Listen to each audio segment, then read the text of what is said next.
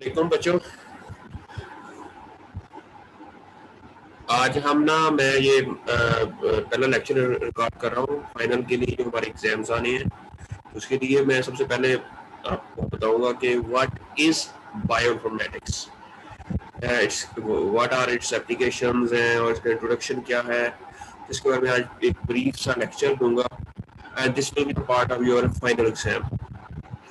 तो इसके अंदर आज का जो लेक्चर है इसके अंदर ये मैं बताऊंगा कि बायोइन्फॉर्मेटिक्स होती क्या है, वाई बाय ये इसकी नेसेसरी क्यों है, इसकी कितनी इसके गोल्स क्या है, इसकी दुनिया में फील्ड्स क्या है, इसकी एप्लीकेशंस कहाँ कहाँ पर है और कैसे ये जो बायोइन्फॉर्मेटिक्स है हमारी रोजमर्रा जिंदगी में हमारी हेल्प कैसे कर सकती है, क्या इसकी जो न्यू डिस्कवरीज हो रही है वर्ल्ड वाइड या नई से नई चीजें मेडिसिन के अंदर, रिसर्च के अंदर, एग्रीकल्चर के अंदर, हॉर्टिकल्चर के अंदर या अदर फील्ड्स के अंदर आजकल जो वैक्सीन डेवलपमेंट के अंदर इसका बड़ा रोल है।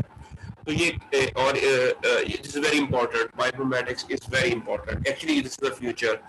तो इसके लिए वो कौन से डिफरेंट सॉफ्टवेयर है जो हम यूज कर सकते हैं, मैंने काफी हद तक तो आपको बता दिया, लेकिन यहाँ पर हम जस्ट ब्रीफ इंट्रोडक्शन दूंगा कि what how many software we can use and then at the end वो बताऊंगा रेफरेंसेस इसके बारे में। अच्छा, बायोइन्फॉर्मेटिक्स मैंने ऑलरेडी बताया, मेनी टाइम आप लोगों को बता चुका हूँ कि bioinformatics is a combination of biology and computer science. ठीक है, इसके अंदर हम जो कंप्यूटर इंफॉर्मेशन टेक्नोलॉजी या कंप्यूटर साइंस और उसको हम यूज करते हैं to organise and analyse the amount of biological data.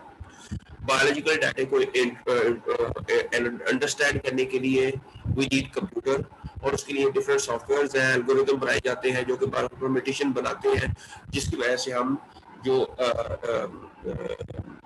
हमारे डिफरेंट क्वेश्चंस हैं जो बायोलॉजी के अंदर है उसको हम हल करने के लिए हल हो जाते हैं यूजिंग दीज बायोइन्फॉर्मेटिक्स टूल्स।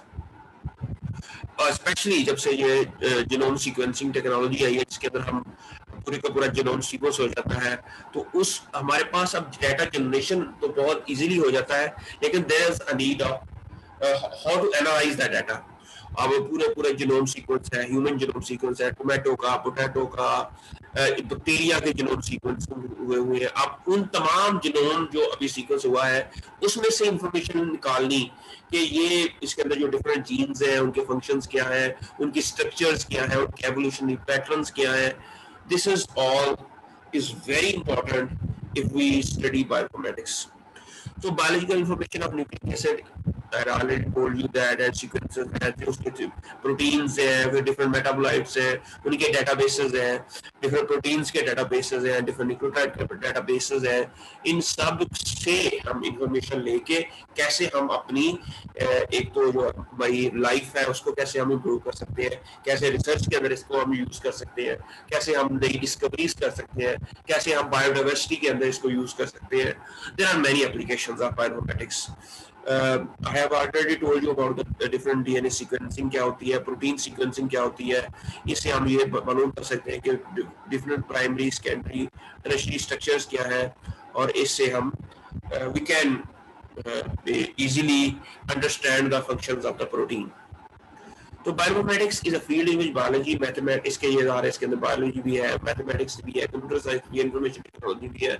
ये ऑल जब हम तमाम को एक ही इस यूज करते हैं to analyse the biological data, that is bioinformatics की आर्टिफिशियल इंटेलिजेंस भी है, इसका मशीन लर्निंग भी इसके अंदर यूज होती है। तो सो हम मशीन यूज करते हुए हम अपने बायोलॉजिकल डाटा को इंटरप्रेट करते हैं।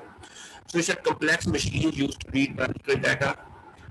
तो इसमें जो bioinformatics was first invented by Pauline Hogwick and Ben Hofstra in 1970. So as I told you that bioinformatics in biomedical we used physics, math, computer science, biology and medicines. So why bioinformatics is necessary? I have already told you that a lot of huge applications, human genomics project जो कि 1990 में शुरू हुआ था, complete हुआ, उसमें से हमें पता चला कि ह्यूमंस के अंदर कितने जीन्स हैं, कितने इसके अंदर प्रोटीन्स हैं, उनकी स्ट्रक्चर क्या है, वो कौन से जीन्स हैं दैट इज जिनके अंदर म्यूटेशन आ जाए तो हमें हेरिडिटरी डिजीजेस होती है. This is all because of the biomedication. तो हम जीन के स्ट्रक्चर एनालिसिस, टेक्सोनोमी, इसके एवोल्यूशन और इवन हम आजकल जो मॉडर्न साइंस है, जिसमें आजकल वैक्सीन डेवलपमेंट है, ये सारी की सारी ही पॉसिबल. अगर there is no biomedics then we can not design some novel vaccines that can target specific immune system in body. और इससे हम ना ही जो कि फिर ट्रिगर करता है कि हमारे इम्यून सिस्टम को, और फिर हमारे अंदर एक मेमोरी सेल्स भी बना देता है. It's all because of the information that we get using the DNA data. So goals of bioinformatics can better understand the wealth of biological information that are hidden in sequencing, structure, literature, and in many areas of medical medicines. Environmental जो हमारे जो problems है उसके अंदर जो waste है उसके अंदर कौन से बैक्टीरिया है, कौन से हेल्थी बैक्टीरिया है, कौन से ऐसे बैक्टीरिया जो हमारे इस एनवायरमेंट को क्लीन अप कर सकते हैं, वी कैन आइडेंटिफाई दैट.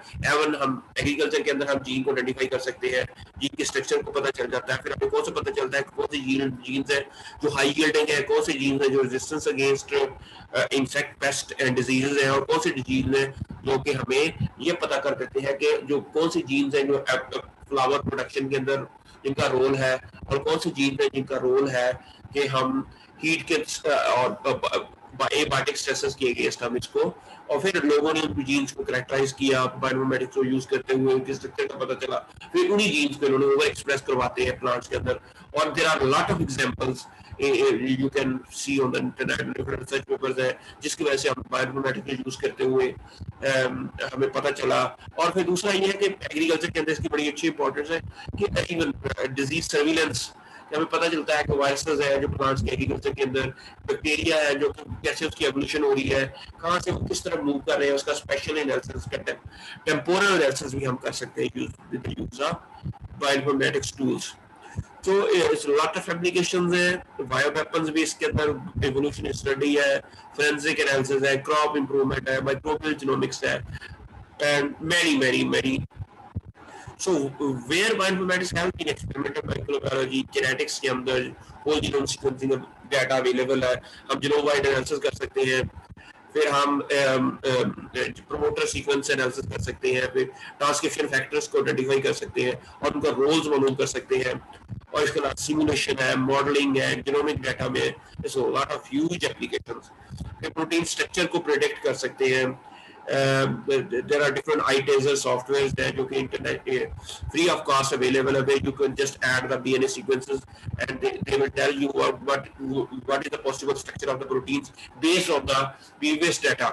वो उसको कंपेयर करके वो एक प्रोटीन की स्ट्रक्चर बन जाती है, और उससे हमें फिर जीनोम की नोटेशन हम डेस्टिनेशन सीक्वेंसिंग टेक्नोलॉजी के जरिए हमें ये मालूम एट द सेम टाइम पता चल जाता है कि प्रोटीन जो डिफरेंट जीन्स है वो कहाँ एक्सप्रेस हुए हैं, कहाँ उनका क्या रोल है, अंडर बायोटिक स्ट्रेसेस कौन से जीन एक्सप्रेस हो रहे हैं. फिर जीनोम नोटेशन, हम डीएनए जीनोम को सीक्वेंस तो कर लेते हैं, फिर हमें इसको जीनोम नोटेशन का मतलब ये है ये पता चलता ना कि कौन से जीन है, उनके फंक्शन क्या है, उनका कौन सा क्रोमोसोम नंबर है. This is all is known as the genome notation.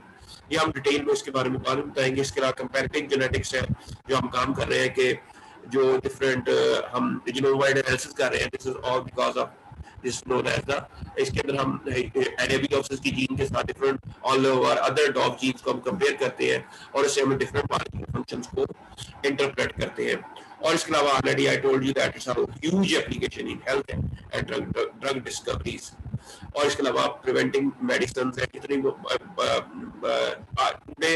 Medicine जो है ना वो जब तक हमें बायोइन्फॉर्मेटिक्स नहीं आती, we can not design new drugs that control जो है ना करती है हमारी डिफरेंट डिजीज को. जीन आइडेंटिफिकेशन भी हो जाती है इससे, ठीक है, prediction of splice site allow mutation to be corrected.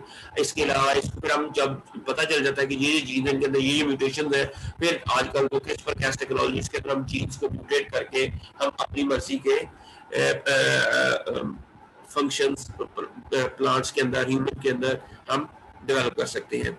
Gene therapy या ऑलरेडी मैं टोल्ड म्यूटेशन को हम कैसे ठीक कर सकते हैं। There are different RNA technology है, फिर हमारी CRISPR कैस है जिसको रिसेंटली नोबेल प्राइज मिला है उसको, अदर एप्लीकेशंस है, या सारी हम ऑलरेडी टोल्ड यू दैट।